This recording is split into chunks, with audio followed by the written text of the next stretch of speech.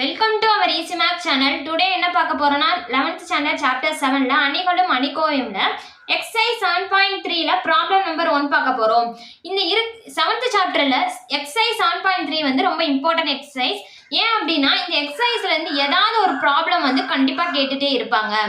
7th சாப்டர்னு எடுத்துட்டா இந்த எக்ஸசைஸை மெயினா படிச்சே ஆகணும். ஏன்னா இந்த எக்ஸசைஸ்ல இருந்து கொஸ்டின் இல்லாம கொஸ்டின் பேப்பர்ல இருக்கவே இருக்காது. ஸோ இந்த எக்ஸசைஸ்க்கு ரொம்ப இம்பார்ட்டன்ட் கொடுத்து படிக்கணும். ரொம்ப ஈஸி தான், கஷ்டமாலாம் இருக்காது. ஈஸியாக அந்த எக்ஸசைஸை போட்டுடலாம். என்ன கொடுத்துருக்காங்க அப்படின்னா ஒரு டிடர்மினன்ட் வேல்யூ கொடுத்துருக்காங்க. அந்த determinant value equal to x minus a whole square into x plus 2a equal a அப்படின்னு சொல்லி நம்மள ப்ரூவ் பண்ண சொல்லியிருக்காங்க. அதாவது இந்த டிடர்மினன்ட் வேல்யூவோட ஃபேக்டர்ஸ், அதாவது காரணிகள் வந்து இந்த ரெண்டா இருக்கும் அப்படின்னு சொல்லி நம்ம ப்ரூவ் பண்ணணுமா.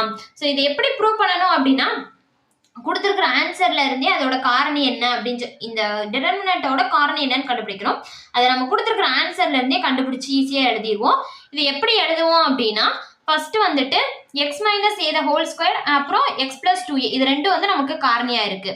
இப்போ இதுல இருந்து என்ன பண்ணணும்னா x minus a whole square equal to 0ன்னு ஃபர்ஸ்ட் எடுத்துக்கணும்.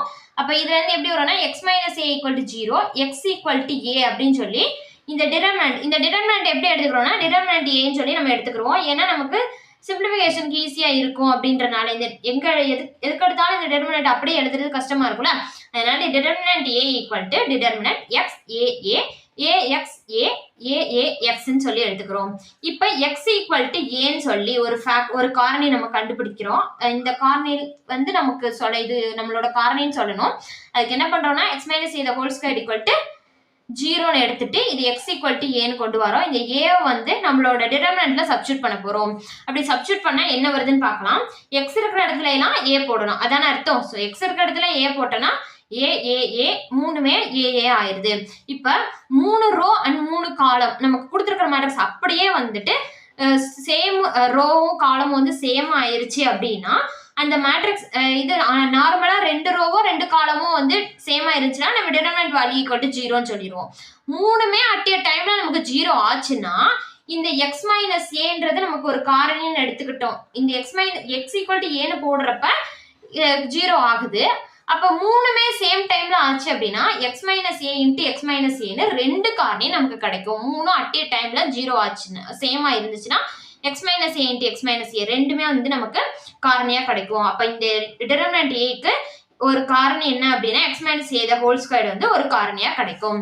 நெக்ஸ்ட் வந்து என்ன பண்ண போறோம் அப்படின்னா நெக்ஸ்ட் வந்து எக்ஸ் பிளஸ் 2a கொடுத்துருக்காங்களா அது வந்து ஒரு காரணியா இருக்குன்னு சொல்லணும். அப்ப x plus 2a equal to 0ன்னு எடுத்துக்க போறோம். 0ன்னு எடுத்துக்கிட்டா இதுல இருந்து x equal to minus 2a அப்படின்னு சொல்லி கிடைக்கும். அப்ப x ஈக்குவல் டு மைனஸ் 2aன்னு நம்ம டிடர்மினன்ட் ஏல சப்ஸ்டியூட் பண்ண போறோம். x இருக்கிற இடத்துல எல்லாம் மைனஸ் 2aன்னு போடணும். அப்ப determinant a equal to determinant minus 2a a minus 2a a minus 2aன்னு கிடைக்கும். நெக்ஸ்ட் என்ன பண்ண போறோம் அப்படின்னா இதை வந்து டிடர்மினன்ட் வேல்யூ வந்து நம்ம கண்டுபிடிக்கணும். டிடர்மினன்ட் 0ன்னு வந்து கண்டிப்பா வரும். ஏன்னா நமக்கு இங்க என்ன காரணி வரும்னு அவங்களே கொடுத்துட்டாங்க, அதுல இருந்து தான் போடுறோன்றனால டிடர்மினன்ட் வேல்யூ கண்டிப்பா 0 தான் வரப்போகுது. ஸோ இதை சிம்பிளிஃபை பண்றதுக்கு நம்ம எக்ஸ்பான்ஷன் பண்ணாம ரோ ஆப்ரேஷன் யூஸ் பண்ண போறோம். என்ன ரோ ஆப்ரேஷன் யூஸ் பண்ண போறோம் அப்படின்னா R1ஓட R2 R3 மூணையும் ஆட் பண்ண போறோம். ஏன்னா minus 2a plus A plus ஏனா 0 ஆகும், இங்கேயும் அதே மாதிரி 0 ஆகும். அப்போ ஒரு ரோ ஃபுல்லா 0 ஆச்சுன்னா அந்த டிடர்மினன்ட் வேல்யூ ஈஸியா நம்ம 0ன்னு சொல்லிடலாம். அதனால R1 implies R1 plus R2 plus R3ன்னு ஆட் பண்ண போறோம். இப்போ minus 2a plus a plus a 0 ஆயிரும். இங்க a minus 2a plus a அதுவும் 0 ஆயிரும். a plus a minus 2a இதுவும் 0 ஆயிரும். மற்ற ரெண்டு ரோவும் சேமா தான் இருக்கு. ஸோ நம்ம அப்படியே எழுதிக்கிறோம். அப்ப டிடர்மினன்ட் a ஈக்குவல் டு 0ன்னு சொல்லி கிடைச்சிரும். இப்போ x plus 2a வந்து இன்னொரு காரணியா கிடைச்சிருச்சு. இது போக இங்க வந்துட்டு எக்ஸ்ட்ரா வச்சு வர்ற காரணிகள் இதுன்னு எழுதிட்டோம். இது போக இன்னொரு காரணி, அதாவது இங்க வந்து ஒரு மாறிலி வேல்யூ வந்து வரும், ஏதோ ஒரு நம்பர் இருக்கும். இதுல வந்து நம்பர் வந்துட்டு என்னன்னு தெரியாம இருக்கு. சில இதுல 2 3 இந்த மாதிரி ஏதாவது இருக்கலாம். அப்ப இந்த மாறிலி மற்றொரு மாறிலி காரணியை வந்து நம்ம மீதி காரணிய கேன்னு எடுத்துக்கிறோம். இந்த கேன்றது எப்படி கண்டுபிடிப்போம் அப்படின்னா இங்க நமக்கு இந்த காரணி கிடைச்சிருக்கு இல்லையா, இதோட அடுக்குகளை பார்க்கணும். இதோட அடுக்கு 2, இதோட அடுக்கு 1. இப்போ 2 + 1 வந்து 3.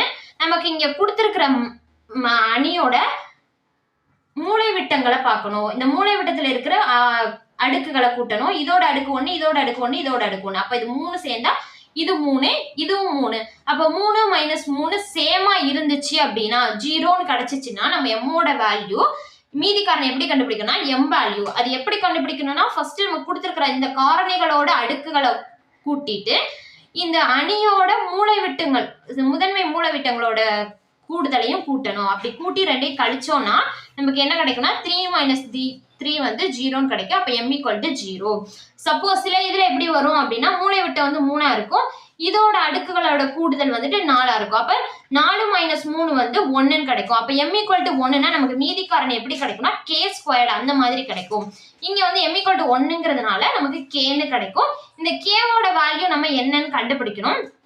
அப்ப இந்த k-வோட வேல்யூ என்னன்னு கண்டுபிடிக்கிறதுக்கு என்ன பண்ணணும்னா இந்த டிட்டர்மினன்ட் வேல்யூ ஈக்குவல் டு கேன்னு சொல்லி போட்டுக்கணும். போட்டுட்டு இது ரெண்டையும் ஈக்குவேட் பண்ணோம்னா நமக்கு கே வேல்யூ கிடைக்கும்.